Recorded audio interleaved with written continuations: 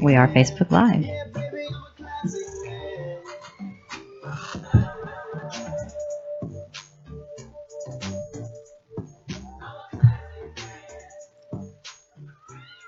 The quiet time. This is pre-show. Okay. Good morning, everybody. Thank you for tuning in to Journey to Business Radio Show. I'm your host, Melissa Walker, and I've got a very special guest here today, Laurel. Say hello, Laurel. Hello, everybody. Glad to be here. All right. So we are here with Journey to Business Radio Show, brought to you out of Arlington, Texas, with Fishbowl Radio Network. Remember, this is the show where you can grow yourself, grow your business, or grow your career. And we're based on reciprocity. And what that means is that you can feel free to join our show anytime by either calling at 214-431-5032, or you can go to www.journeytobusinessradio.com. It's j2bradio.com. Again, 214-431-5032, or go to www.j2bradio.com. So everybody has different things they do. We talk about careers. We talk about a lot of things on this show. And here's what we're going to learn how to do. We're going to learn to not just talk about things, but we're going to learn how to do conversational intelligence. So we're not going to just talk. We're going to talk like we have some intelligence behind our conversation. Maybe the show's going to get better after today. I don't know. We've got Laurel Rolls, who's an expert in conversational intelligence. And today we're going to learn a little bit about the difference that makes the difference. And that can be in what? Anything, right? Absolutely. Okay. Absolutely. You know, one of my favorite quotes is people tend to, and I'm paraphrasing this, people tend to listen to respond. So they're not really listening. They're waiting for someone to stop talking so they can respond, rather than listening to understand. And so that's one of our very fundamental premises around having an effective conversation. So tell us a little bit about who you are, Laurel. Laurel, I just want to give a quick story. I met her a while back at the ICF, International Coaching Federation, and it was so funny. It was a Christmas party. I got to tell the story. Yep, you got to hear the truth. Got to hear the truth on the show. So it was a Christmas party. It was my first time there, and I'm getting there, and I'm a little nervous. Didn't know anybody. I was brand new to coaching, still in school. Didn't know what I was walking into, and I'm sitting there. And I look over and I see these eyes, and they literally just like darted on me. And then all of a sudden it was like zoned in and came to me. And she's like, "So you're new here. Would you like to join the committee?" And I was actually really excited I did. And it was one of the best moves I ever made. So I thank her every day. She's a mentor of mine, a friend, colleague, you name it. She's an amazing woman, Laurel Rolls, that we have here today. You. And I did join the committee, and it helped me in my coaching career tremendously because I learned a whole lot. And she was a great person to have as an advocate and as a mentor and everything else. So tell us a little bit about you, Laurel. We had some fun with that, didn't we? We did. We were in charge of putting on all of the programs for the ICF meetings on a monthly basis. And I so appreciated Melissa because she made my job easier. Except for a little later. But Well, yeah, but we're not going to talk about that on the show. But it was a really fun, energetic, and enriching. We learned so much by picking the speakers and getting them going. I got to interview coaches, learn tons of styles, the way things that, the way people do things. It was an amazing, I couldn't have progressed this fast by far without, joining you in that effort and learning from you and picking your brain. You're always welcome to me to do so. So talk about you and your background. Let's hear a little bit about you because you're a pretty smart lady. So I want to share some of the stories. Well, I've had a lot of experiences in my life, that's for sure. I actually started out my career in information systems, of all things. IT, fun. And yes, IT back in the days, and then went on to IT auditing and all of those fun things. And there's nothing fun about auditing. I'm just no, there isn't. You say those words, that's not fun. That was not my favorite part, and there's a reason for that we'll talk about a little bit later. But it was really when I joined Deloitte & Touche. At the time, it was Deloitte Haskins and Sells. But I joined them in the consulting arm.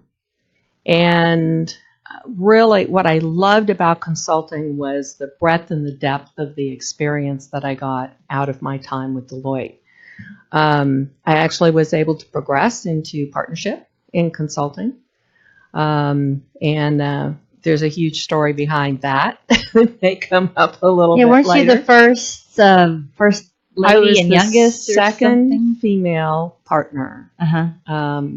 And the average age the year I became partner in consulting was 42, and I was 36. You're still 36, aren't you? Oh, yes, Yeah. forever 36. Can't you tell, everybody? Okay, so that's a pretty impressive thing. I mean, Deloitte's a hard company to get into, and so, again, smart lady in front of us here, everybody. Well, it was a challenge in the days when there was still a lot of discrimination with women. I just performed to a level they couldn't ignore. That's not shocking. That's all it is. To be honest with you, that's all it is. I was never prone to being radical about discrimination and that kind of thing. I just performed through it. It irritated me. It was a sign of the times, and I just performed through it. So. Well, congrats on doing that. So what did you do after Deloitte? After Deloitte, we actually were acquired basically by Ross, and they wanted our clients, not us. So many of us left, and I joined a very innovative consulting firm, and it was called the Concourse Group at the time. It's now been bought out, but the Concourse Group had a very different philosophy around consulting, and it was extremely enriching to me. Instead of the pyramid kind of a structure where there's a lot of young consultants down at the bottom and a few partners at the top, we reversed that. Okay. So we had more very highly skilled and experienced people driving the engagements with a smaller number of support staff. And so we hired at a high level, even in our consultants. Well, that's a dream world for companies, but it's hard to hire them always. But but we did. I mean, it was a reverse philosophy. And then we also had a research arm. So they were researching what are the best practices. And I managed to be a part of some of those research teams, and I absolutely loved that because it allowed us to think beyond the boundaries of what business was doing today. It enriched my background, experience, and knowledge and everything else. And then I was able to take the results of my research, of our research, and I implemented them into my clients. That's awesome. And that was fabulous. I mean, that's the great thing about consulting. You get so much experience so quickly, and you get to see all the different environments and how you can, how they work together, how they don't work together, and improve them. I mean, it's a cool And then the gig. business model once again changed. Yeah. With a merger or a buyout, actually. It happened. And it lost a lot of that oomph and feel and so on. So at that point, I decided to go out on my own as an entrepreneur. And I don't know what got me into this, but I jumped into an industry I knew nothing about. That's welcome which to I coaches do not world. Recommend. And I jumped into the fitness industry, and I purchased a franchise, an existing franchise location. I learn something new every time I do this show. But go ahead. So I owned a full-service fitness facility for women. Okay. All right. And it's like Curves, Laurel, Rolls. Yes, not Curves. I won't. Yeah, I'm kidding. Because I don't recommend that franchise either.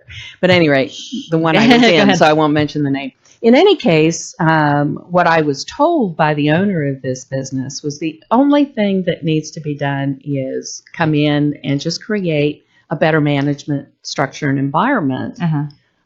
Because she was traveling and so on, so she wasn't able to really do that. And I said, "Oh, that's no problem. Yeah, I got that in spades. No big deal." And once I got in, though, what I learned, because I didn't do enough due diligence. So these are all lessons for you all as entrepreneurs. And when you're interviewing for a new job in a company, know what you're getting into. Taking on a project. Yeah. So this was, I mean, I'm adventuresome, and so this was another very robust learning experience. And what I found out is not only did that business have a lack of goodwill in the community, it had negative goodwill. Oh, that's not good. I mean, people, even in the churches, pastors in the churches were talking about how awful this place was. So it was a real struggle for 2 years to bring that goodwill up, and it took a lot of money to do that, and I didn't have enough capital left to improve the facility. And the city put in a mega family-oriented fitness facility with pool and everything else, so lost a lot of customers and then sold the business. So it was an incredible learning experience from an entrepreneur standpoint. And I can go through and I can tell you all the things that I did wrong. We'll have another show on that topic. Yeah. And any entrepreneur can do that. Yeah. You know, because now they've gone through it's very clear when you make a mistake. Especially when it impacts your pocketbook. That's for sure. Yeah. And did a brief stint during Katrina with volunteering for the Red Cross and became Volunteer of the Year. Yeah, you do volunteer quite a bit. I do. I love it. That's great. I love giving back. Yeah, that's an awesome quality. We need more of that in this world. So. And then I was introduced to coaching. And the way I was introduced through coaching was by taking a profile. Often we call them personality assessments, but this was really more about a profile of who you are and how you interact with the world energetically. And the first time I took it with somebody who was studying it, okay. Yeah. Second time I took it was another friend who was studying it, okay. So finally, after 3 years, I met one of the developers of this tool who are here in Dallas. The tool is called CoreMap. I knew that's what you were going to say. Yeah, it's not highly known. Yeah. To me, it's more effective than anything else out there. And within about a 10-minute conversation, she totally shifted my world and shifted my perspective on myself and how I fit in the world. And I was hooked.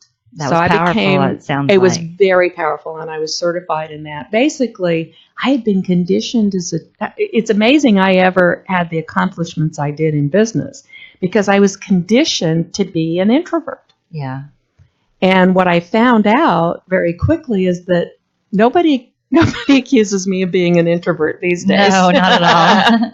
Because I am an extrovert. Yeah. And once I allowed myself to operate in that energetic realm, things really started to open up for me. That's awesome. And the woman, Sherry Buffington, who actually she and her daughter created this instrument, invited me to go to the ICF, International Coach Federation Conference. And it was in Montreal. I said, oh, good, let's go out of the country. I have family, and so I'll do a double take on this. And that's what got me started in International Coach Federation and coaching. And I quickly realized that there was a lot more to coaching than just this one profile instrument. I mean, that's one of the things that I applaud about you is that I've seen you go through like so many different trainings and learning new things. And it is, I mean, people are confusing. They're challenging. And so there's a lot of different things you need to learn to help people through changes. Right. Exactly. And how to become better yourself, at the same time, really. Well, absolutely. And I have this philosophy and this approach with my clients is you have to understand yourself before you can start understanding others. You have to trust yourself. And when you're as complex as I am, it's really hard to do. Well, we're still working on you, Melissa. No lie. See, she does know me, guys. But you got to trust yourself before you can trust others. Yeah. And what I'm finding is that, and the conclusion I'm coming to is that I could go out there and market myself as an executive coach. Me and 50,000 other people. Right. I could go out there and market myself as a leadership coach. Me and 50,000 other coaches. Right. I could market myself as a team building coach. Me and 50,000 other. But what's really going to be important for differentiating myself is creating a lot more focus. What are the fundamental issues that organizations and people are dealing with today? And this is true if you're interviewing for a new job. These are the kinds of things that you need to understand before going into the interview. Things you need to understand when you're working with a company and with teams before you engage. So we're going to learn a little bit about the difference that makes the difference. We are. All right. Well, we will learn about that when we come back from a quick break. Wow, that was fast. Yeah. So we're like 16 minutes in. So we go to 11:53. Okay. And that's when we end. So we are still Facebook Live, just to let you know it stays live. Oh, This okay. is what we usually like cut out, so don't say anything too bad. But it was just a good stopping point, I felt like. So okay, feels good. Good. So easy, so conversational. This is fun. Yeah, it is. I like your I'll do that again. Yeah. Well, see, this is my extroversion. Yeah, exactly. Coming out. I need to do one thing. I need to make sure one thing is okay.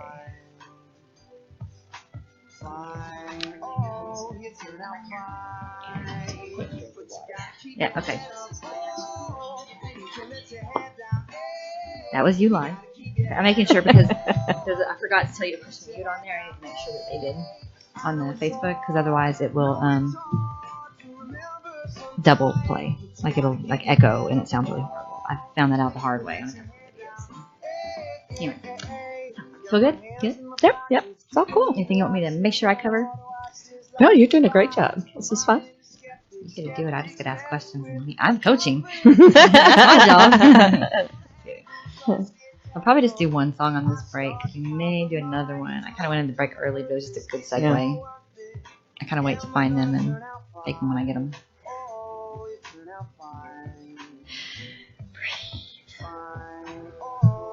I've never seen a cop take so long to give somebody a ticket. I swear to you. I thought they were gonna let me off. But they didn't. Well, that one's I've paid off one of those in Irving. It was almost $400. Yeah, exactly. Yeah, that's the only speeding ticket I've ever gotten. I put like a donation thing on my Facebook page. GoFundMe. Yeah, donate to a worthy cause. Melissa's ticket. Yikes. Those aren't fun. But there's a fix to that. I should have had some more conversational intelligence. Well, that many miles over, that wouldn't have worked. Sorry. I could have beat him. Wouldn't have worked. Wouldn't have worked. Faster. It's the time management thing.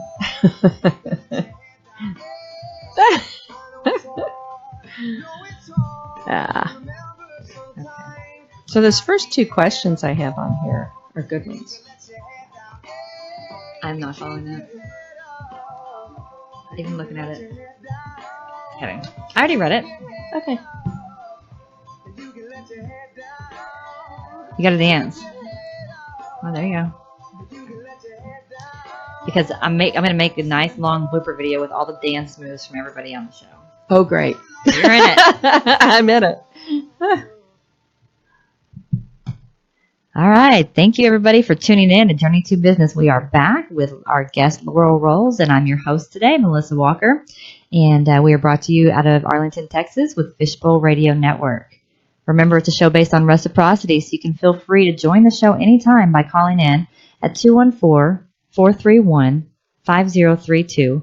You can also send us messages, make any recommendations or referrals, and we'll talk a little bit more about the kind of referrals that Laura will be looking for by going to www.j2bradio.com. One more time, the number is 214-431-5032, and the website is www.j2bradio.com. So we are talking about conversational intelligence, something that's very important if you're on the radio, for example, but also if you're looking for a career. So we all have different, things that we go through in our conversations, and we struggle at different times. But if we understand conversational intelligence and how best to have those conversations and to frame them, and all the stuff we're going to learn about today from Laurel, then you're going to be better off, and you're going to have a much more successful interview, successful experience in your career, life in general. It goes on and on. So again, we have Laurel Rolls here today to talk to us a little bit more about intelligent conversational intelligence. I use my dyslexia on this sometimes. But talk to us a little bit about it. Tell us a little bit about what conversational intelligence is. Besides, it kind of sounds pretty simple, like it's intelligent conversation, right? But tell us a little bit more about it. I'm sure most of your listeners have heard about emotional intelligence and all of the books and things that have been written about emotional intelligence. A very, very important body of work and focal area We need to understand our own emotional structures and how we respond to things and be able to detect what's going on with another individual so that we don't get into those crosshairs of reactive patterns that are driven by emotions. Conversational intelligence takes this to a much higher level. Mm-hmm. While all of that understanding the emotional structures and how emotions collide between people and create conflict. They do. That's all important. But conversational intelligence is now, how do we get out of those weeds? Yeah. Through our conversation and our understanding at a conversational level. And there are 3 levels of conversation. The first level is basically about, I'm going to tell you what I want to tell you. Yeah. And that goes back to That's usually my arguments. Yeah, that goes back to that quote, which basically is most people listen to respond rather than listen to really understand. And so listening is a very important aspect. So one of the differences that I feel is extraordinarily important to our ability to have a very effective and co-creative conversation is to what I call listening beyond your ears, even. So it's listening to understand. Yeah. And there's other dimensions of listening. Yeah. So as I look at you, I'm watching your facial expressions and your responses. Microfacial expressions. And microfacial expressions and your body language and the tonality of your voice. And and your eyes and so on, which give me very important hints about how you're reacting. So this is where it ties to the emotional intelligence as well. So how are you reacting to what I'm saying? Because it's my responsibility when I'm the one communicating. Communicating. It's my responsibility to make sure that it's received properly. Yeah, I think the statement I've always heard is stop hearing what you're hearing and listen to what I'm saying. Yes, that's another good way. That's a good way to say it, I think, because it's, so many times we have our mind, and our mind has a tendency to, distort, delete, change everything that we're getting. It's biased. And if you don't let those biases go and listen to what somebody's saying and pay attention to their body language and pay attention to the tone, like you're saying, you're going to miss so much.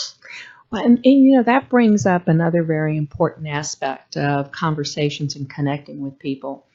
Because we have 2 billion bits per second. Some people say higher, some people say... Anyway, it's a lot of stuff that's coming in from information that's coming in from all of our sensory. There's 5 basic sensories. I add a 6th one. They're visual, auditory, kinesthetic, and then... Gustave-free. Well, I can't say that one. Smell and taste. Okay, yeah. Okay. Are the other 2, and they're kind of linked together. Yeah. Most of our senses are through visual, auditory, and kinesthetic, which is feeling, either emotional feelings or tactile feelings. Mm-hmm. And I would add a 6th one, which is energy. Because you can actually feel someone's energy before they come into the room. Most definitely. And you feel it before you get the other senses. That's why everybody gets so excited whenever I'm coming in the room. They just start. Is that what it is? Yeah. Okay. Energy. Well, we know Melissa's coming. Yeah. She's coming in. Well, I heard. I know they can feel it on the radios too. Yeah. Like the people are listening in.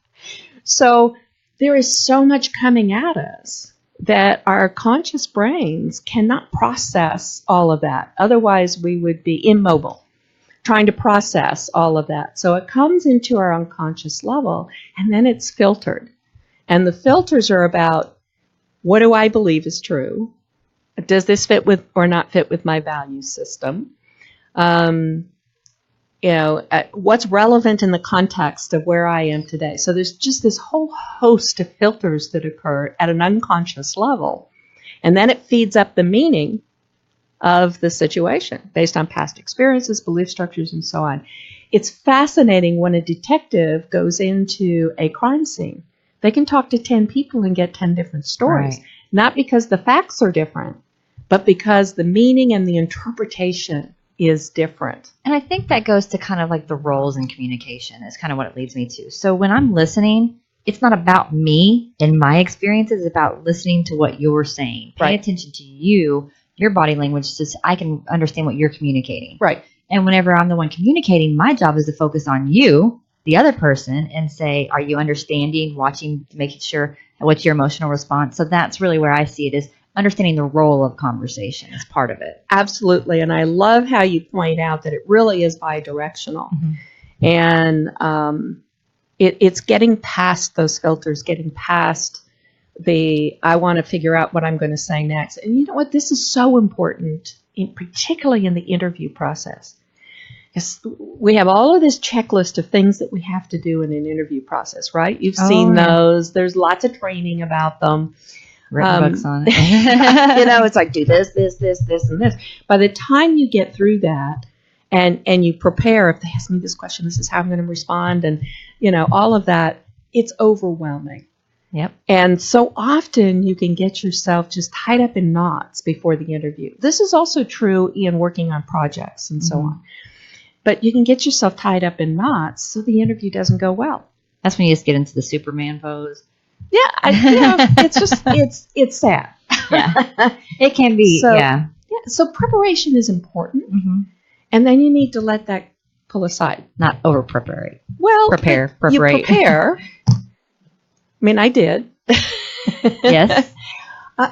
My preparation allowed me to think about what's important for this interview. Because I could talk for days on all of this, but what's important for this interview and important to impart to your listeners. And once I've got that instilled, just going through the thought process and having written it down and gone over it fresh. A couple of times, it kind of puts me in a place of it's all there. And I'm going to trust myself in this interview process that what is important will come up when it needs to come up. When you go in flow. And absolutely. So it's going in flow. Yeah. And so the other thing that I do, and it's very important in those situations to be in your authentic flow. That's another difference that makes the difference. Allow yourself to get there. Mm-hmm. So preparation's important. You want to know about the company. You want to have some questions thought out that you want to ask them based on your research and so on. But when you go into a situation like that, you want to breathe. And why? Why? All my clients kind of go, oh, here we go again, the breathing. But the breathing, very deep breaths, have an amazing way of biologically changing your response systems. And it puts you in that state of flow. It gets you into a more receptive state and a calmer state, endorphins, and you relax and so on. So I always say breathe deeply at least 3 times before you go into a situation that may be high risk. It may be you really want to get a good result out of it. Or if you're in a situation that's tense and stressful, just take a deep breath before you respond. Absolutely. So, my clients are, okay, Laurel, we'll do that because we know it works. So it's very important just to get your biology and you sit up straight and maybe even lean forward a little bit. That's a body language thing. So that you can really get engaged. You look at someone in the eyes because you're really taking everything in about them. And so one of the other things that I do when I want to prepare is I actually take my arms and I go like this. Okay. And it's about, and breathe, and it's about creating what's called soft eyes. Or trying to fly. Yeah, or trying to fly. But it's really creating a space for yourself where you can be in flow. Where you are ready to take in and be able to observe the responses of the individual and to assess whether they're really hearing you instead of getting tied up in all I must say, I need to do this, I need to do that. What if they ask me this tough question? Just get rid of the I as the first thing, number one. And let that go and go into flow. Because when you do that and when you're authentic, and when you get into that conversational flow, I got to tell you, magic happens. It truly does. And I've got multiple stories throughout my career where magic happened. And afterwards, people would ask me, well, what did you say? That was really good. And I go, I don't no clue. know. I tell everybody, I only say something smart once. You better write it down because it will not happen again. Only the first time around. I should carry with me a recorder. I know that, But you never know when they're going to come up. So whatever. Like, hold on, I'm typing that. Could you repeat it? No, not at all. Sorry. Something about this. Because I was in flow. Yeah. And I trusted myself to bring up the information that was needed at that point in time to connect and create a really good conversation.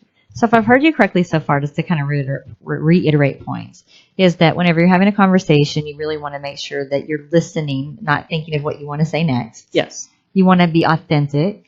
Yes. And flow. Yes. You want to make sure that you're open. You breathe. You're taking a deep breath. Right. And is there any more that I'm missing of the things that we've covered so far? That's it for what we've covered so far. Okay. I just want to make sure we're staying on point. Everybody understands what we've said so far. And you know what? These are really simple things. Yeah. They're things that should come natural, but they don't. Because, we always forget the easy stuff, right? It's get out of your head. Yeah. And get into flow. Yeah. And it's not always